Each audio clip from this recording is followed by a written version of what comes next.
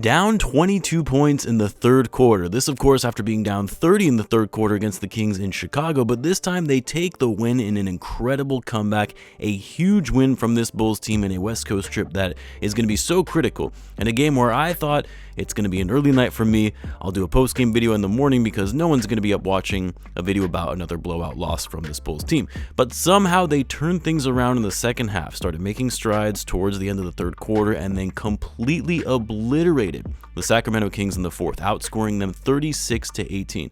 The King in the fourth, DeMar DeRozan, a near perfect fourth quarter, 19 points in the fourth quarter alone. Dude only took one shot in the first half, one shot, and then completely took over to close out this game. Both him and Coby White, who finally got out of his shooting slump and did in a big way by setting a new career high that he previously set in the same building.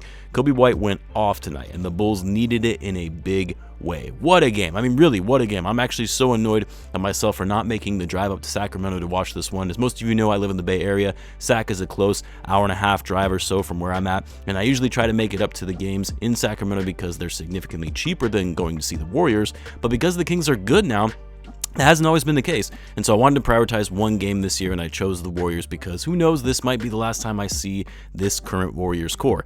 And now watch, the Bulls are going to go lose the game in San Francisco. It would just be my luck, but you know what? We're not going to be putting those negative vibes out there. No more negativity out into the universe. If you guys caught my video from earlier this morning, I talked about how much I still prefer to see this iteration of the Bulls versus the dark days of the rebuilding years with Jim Boylen and Gar Pax. And this is exactly why. Because as frustrating as this team can be sometimes, they're still fun to watch at times, which during the rebuild years, I would say that was hardly ever the case in being excited about watching that team. Maybe a few games here and there, but to have the poise, the confidence, the resiliency to keep fighting, being on the road, going up against one of the best offensive teams in the league. You're down early in the game. I believe they were down 14 to start out this one, came back to take the lead in the second quarter, then Sac goes back on a run. They further add to that by going up 22 in the third. Bulls looked like they had run out of gas. They were still engaged, they were still trying, and they were playing hard, but they just could not keep up with the Kings. Couldn't keep up on some of those back dive cuts and pick and rolls to the bucket, but something changed for these guys midway through the third quarter. They got scrappy, they played with pace, they didn't give the Kings any easy looks, and let's be real, it also helped that the Kings just had some bad turnovers, unforced turnovers, and the Bulls slowly but surely chipped away at the lead, getting stops, and honestly, by midway through the fourth quarter, when the Bulls pulled to within 6, it almost looked like the Kings knew that they weren't going to win this game. The momentum had completely shifted. The many Bulls fans at the game were getting riled up, nothing was going their way, and you could almost see it in the Bulls' eyes. They've got this game. They're not going to let it go like they did last time around, in which they nearly came back being down 30.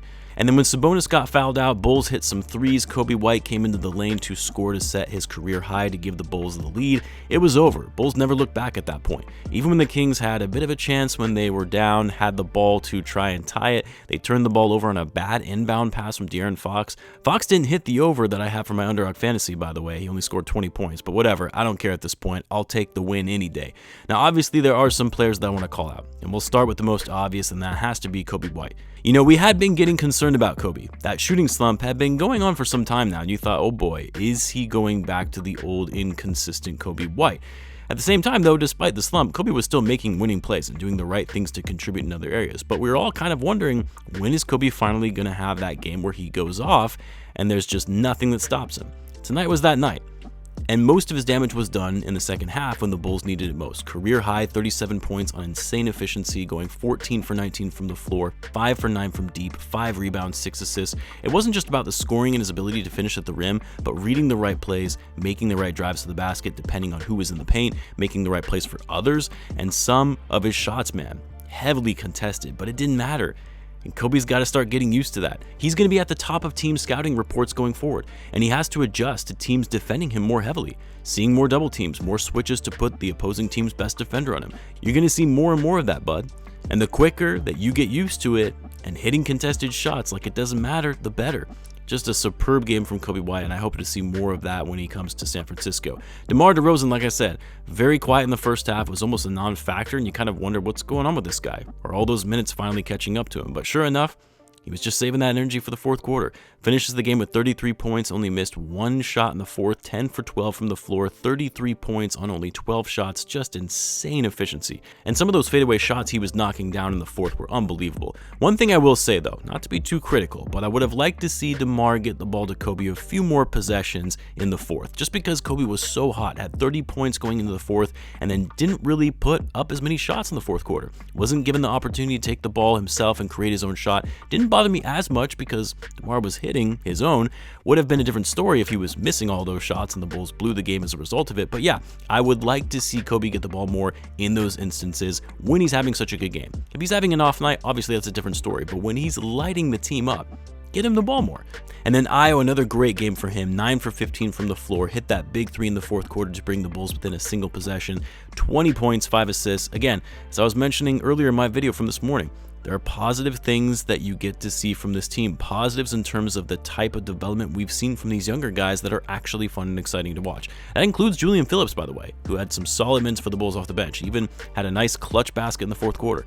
Loved his effort, loved his hustle. Only 19. Can't wait to see what else we see from this kid going forward. Alex Caruso, really rough shooting night for him. 1 for 10, was 0 for 7 from 3, but like Caruso always does, tenacious defense and finds ways to impact the game even when his shot isn't falling. 4 steals in the game to go along with 7 assists, which was a team high for the Bulls. And then, of course, fighting for that offensive rebound in those final seconds that all but sealed it when the Kings couldn't control it and went out of bounds, to then the Kings needing to foul and the Bulls going up by 2 possessions to ice it.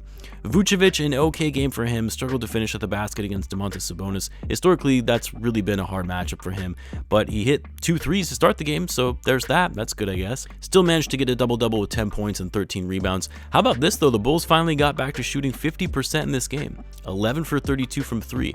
They somehow matched the Kings in points off threes, one of the best 3-point shooting teams in the NBA. They didn't rebound the ball well, actually got outworked on the boards 51 to 32, but 28 assists, great ball movement and pace tonight, and only 9 turnovers to the Kings 17. I also never would have expected the Bulls to outscore the Kings on fast break points against one of the fastest teams in the NBA, but hey, I'll take it. I'll take this great win. The Bulls are now off until Wednesday, where they'll take on the Jazz. Let's see if they can keep these wins going.